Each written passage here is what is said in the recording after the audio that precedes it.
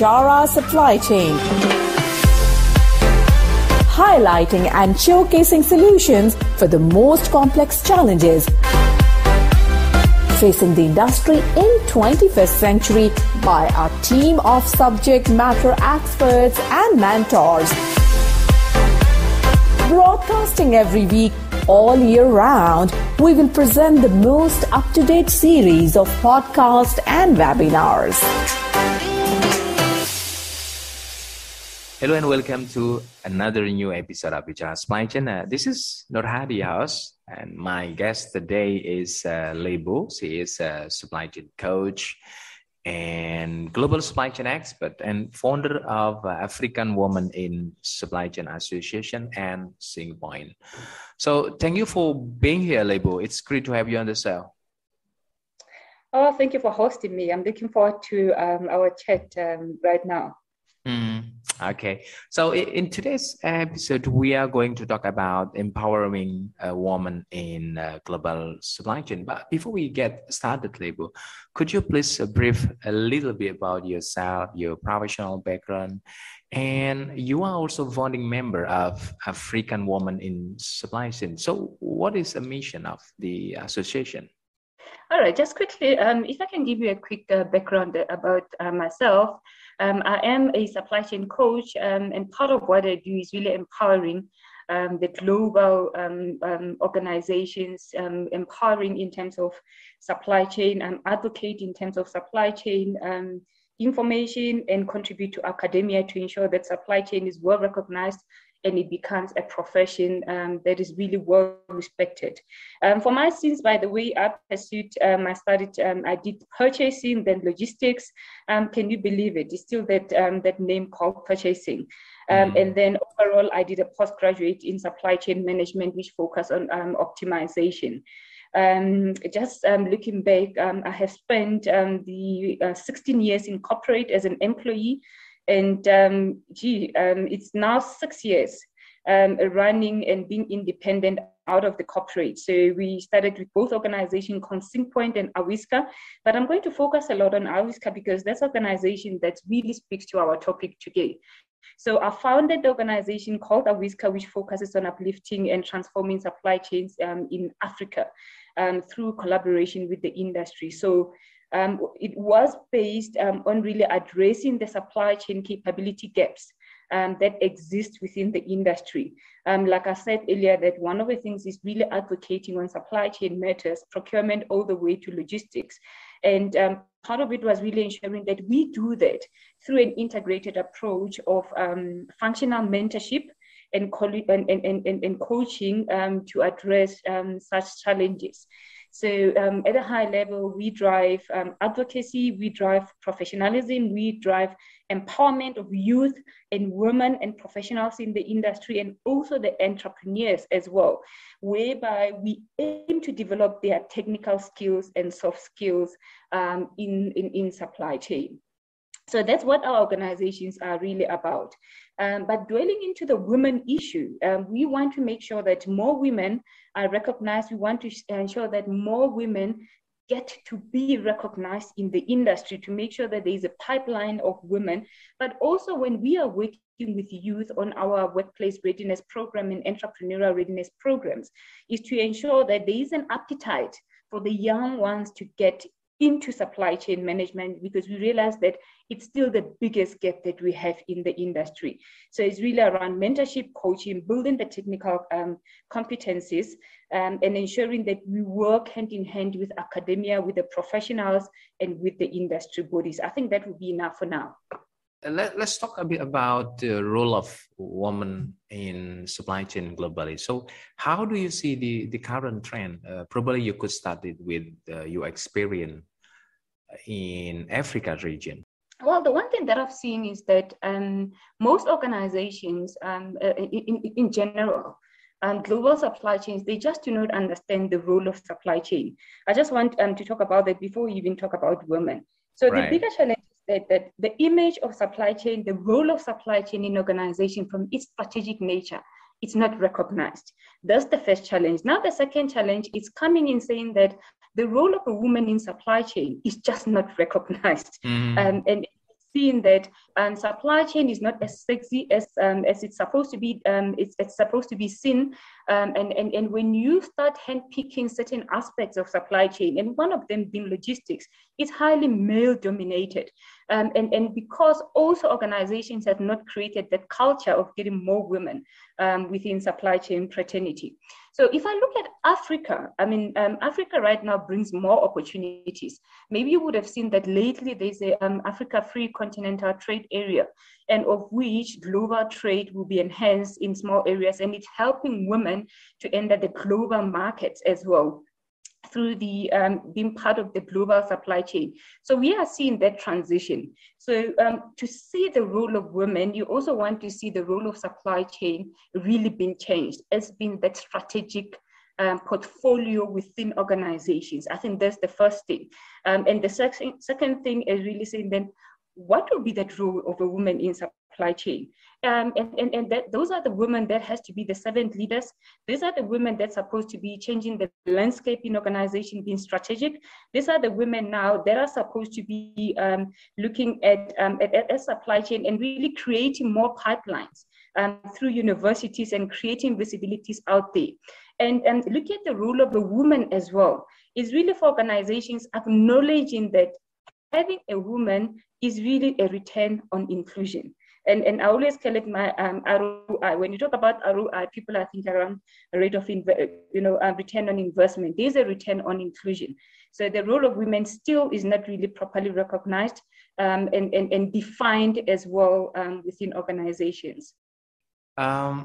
People say that a woman make our supply chain organization stronger and position our companies for sustainable and profitable growth. So tell me your opinion on this statement, Lebo. I love this because when you talk about sustainable supply chains, lately it's now becoming a big concept in organizations. Let's be honest around it. It is. Yeah, it is.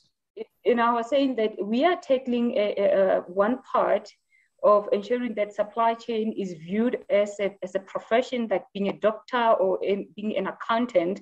But now we're bringing on top of that sustainability. And can you see now the critical nature of really understanding the role of supply chain? Is really say that when you bring sustainability in the picture, now you start looking at the role of a woman. And when you say that a woman makes supply chain organization strong and really positions organization in that way, I definitely agree with that. In that, women, the way they operate is in their nature in terms of being ethical. It's in their nature of really looking at the long-term benefits on how they procure. It's in their nature to look at how they build, because that's how women really are. And when I talk about building, remember the role of procurement is to also build suppliers out there.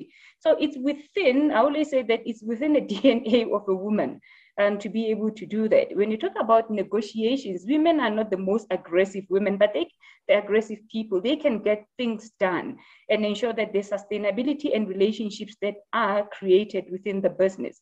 So if you have all of that and really considering all the aspects of sustainability in terms of the global goals, that's exactly what has been driven.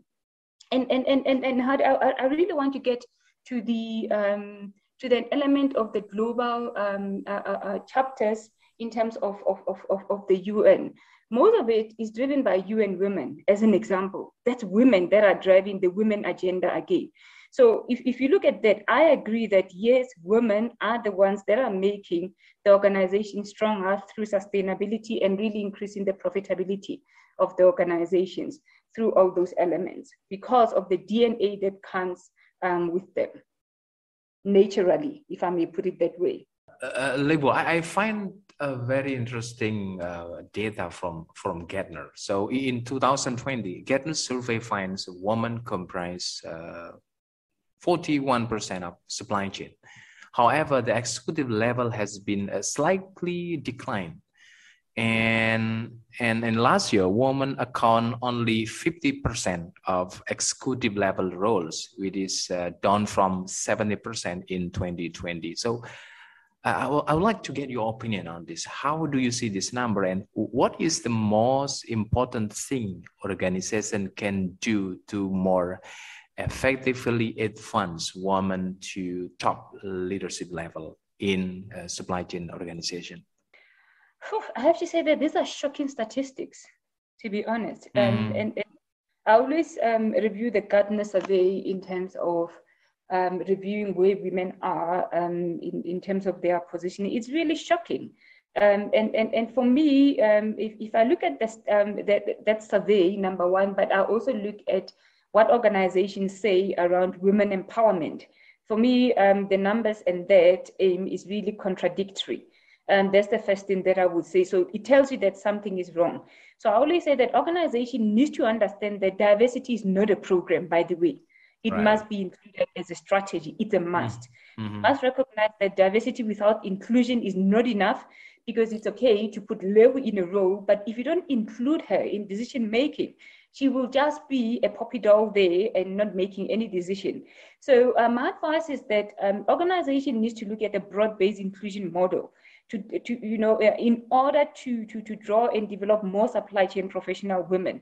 And this means embedding inclusion into their talent strategy. So we have an HR portfolio. So from the talent management and talent perspective, a talent strategy needs to be there, which is a broad-based inclusion model that is needed. There has to be a diversity of thought, influence, and input, particularly from women and people of color as well. It is crucial to today's global supply chains. Very, very important to have that. What can I think of as well? So organization must also create an environment where diverse talent is valued, included, and developed. So from the development perspective, and also creating that pipeline, the organization now needs to be more effective in ensuring that they develop more women to get into leadership levels. And what they should be doing as well, by the way, when you put women in leadership roles, it's very crucial that organizations include mentorship and coaching as one of the areas, so that they can participate, they can be properly supported in those areas. Let's think around it. And like I said, when you break down supply chain from procurement and so forth, and logistics, most part of it has been male dominated. Let's look at logistics. So now technology now is allowing us now to put more women on different roles. So why are we not taking advantage of that? So you put a woman in a leadership role, ensure that you support them. There's a mentor, there's a coach as well. Expose them to the industry. So all these initiatives that I'm talking about, these are initiatives that should be in place to address, ethnicity, the gender, the sexuality, the physical and cognitive diversity within the organization. So it's one thing that's very crucial for organizations to ensure that there is inclusion and diversity. And I think the last part around that, in terms of why we need to start pushing towards that, which is the last thing, by the way, is that many organizations are not realizing that when you put women in supply chain, they are in fact downplaying supply chain, and that is why there's little representation, by the way, from the leadership perspective. So they are downplaying even attracting the diverse talent because of that. And I still say that there's a lot of diverse talent out there within the industry. The problem also is that we ourselves within the industry also stifle each other because we are not diverse enough. Yeah. You see where I'm getting? We are not diverse enough as well. So that inclusion as well at the leadership role is also limited. So that's my thought around it, that you look at the survey, you look at what organizations are committing, it's contradictory. So we need to make that diversity as a strategy, and ensure that we recognize that if you include, diversity without inclusion is just not enough in the organizations. All right. I want to ask you another question, which is related to the young supply chain professional, to the woman young supply chain professional. So could you give a word of advice to them, to the young supply chain professional? All I can tell them is that supply chain is the best. It's the best profession that you can ever venture into. That's the first thing, because firstly, it exposes you to different fraternities. When I look at myself, I started as a student myself, as that young professional coming out of university. I got to learn around procurement. I got to learn around warehousing, logistics. I got to learn around engineering. I got to learn around finance. I got to learn around different aspects of the organization, risks, governance, and so forth.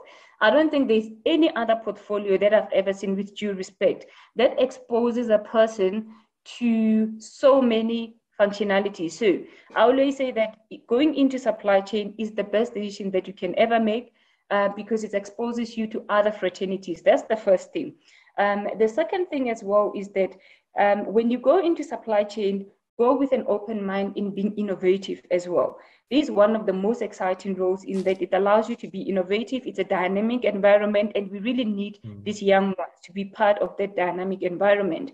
The third part is that as a young professional going into the organizations, make sure that whilst you are still, as a young professional, probably still starting, get a mentor, get a coach, learn from the best, learn from the people that has been in the organization long enough. If it's not within the organization, be part of the network that can help you understand what is happening in the industry, and it helps you really develop that affluence. Be committed, be part of the industry, attend conferences as well, be part of the body networks as well within supply chain. Is the best thing of ever really investing in yourself from your growth perspective. But I will still tell you that if you have done supply chain as a profession, it's the best thing ever, because it opens up the space, it opens up so many opportunities for yourself. And the last thing, which I forgot, my apologies, is the passion, by the way. And for me, passion is the one thing to young professionals to say that when you go into the industry, you must have a passion for that. And passion is the one thing that will take you to the next level. So you must do it knowing that you love it with your heart. Absolutely. All right. I actually still have a couple of questions, Lebo, but we are running out of time. But before we close today's conversation, what are other key takeaways that you would like to share with our listener? You know, we I think as leaders, like I said, this whole inclusion in terms of women in supply chain, I think we've spoken long enough about it. Can we just start actioning? And we talk about these conversations, I think, how many times in a year? Every day of my conversation is really around getting women into supply chain. And I'm challenging the industry out there. Firstly is that let's make sure that we understand our role in supply chain, and let's be committed in terms of that inclusion in the organization. And as leaders, we should be more open to working with academia to increase the knowledge and the upcoming supply chain youth that will be the future women in the supply chain. So we need to do that. And we should be able to take these young girls under our wings. And one of the things is that we need to push advocating for women in supply chain. And we must never forget that, because that voice is always needed. And then most importantly, we need to lead by example. When we are saying that women are important in supply chain, let's make sure that we lead by example in every aspect, in terms of work ethics, view of in diversity and inclusion, and other pressing matters, because as leaders, many look to them and they set the tone. So let's change the landscape. Let's ensure that we are properly recognized in supply chain. Let's ensure that we become the voice of the women and those that are capable, some of the women out there. Let's join hands together to make sure that we change the entire landscape on the globe. For the work that I'm doing in South Africa, there's someone else in Europe that's doing that. There's someone in Asia that's doing that. So how do we collaborate in ensuring that we increasing the number of women in the industry? I think that's what I'm putting across, that we need to collaborate to do that. Yeah, it is. Collaboration. Yes. Okay, so thank you again for joining us today, Lebo, and I look forward to speaking with you at another time. Thank you so much for hosting me. I think conversations like this needs to continue, hey, not being once off. We really want to see more women. We want to build more pipeline out there. So thank you so much for hosting me. At Bichara Supply Chain, we are committed to driving global perspective to embrace technological adaptation in improving process efficiencies.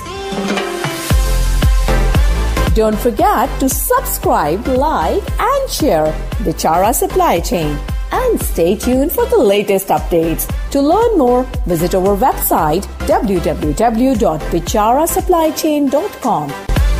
Thank you for listening to us. We look forward to seeing you at our next episode.